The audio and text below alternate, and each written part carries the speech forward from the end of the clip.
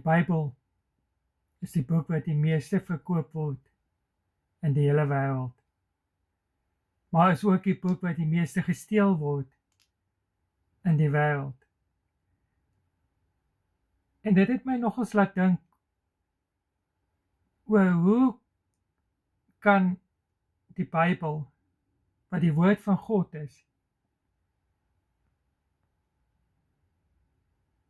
ten spyte van wat dit sê, nog steeds gesteel word, maar ook die grootste verkoper is, maar nie so groot invloed in baie mense se lewens het nie. Jy sien, Jesus is die woord van God. En die Bybel sê vir ons dat hy aarde toe gekom het as die woord.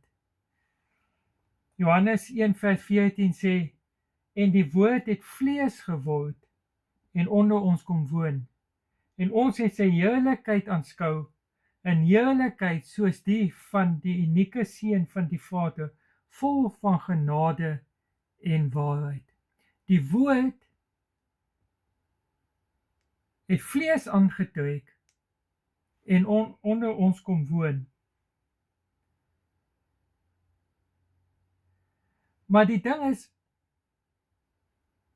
hy het in hierdie wêreld ingekom as die woord, maar vlees aangetrek om impak in mense en in hierdie wêreld te maak. Maar die storie is, daar kan soveel Bybels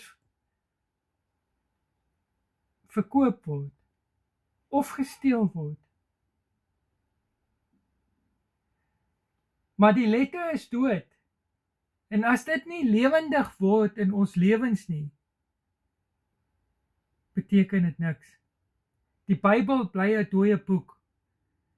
Maar die storie waaroor dit gaan, wie die woord is daardie woord nie lewendig word in ons harte nie, beteken dit niks. So, hy het in hierdie wêreld ingekom. Hy's gebore, Jesus Christus.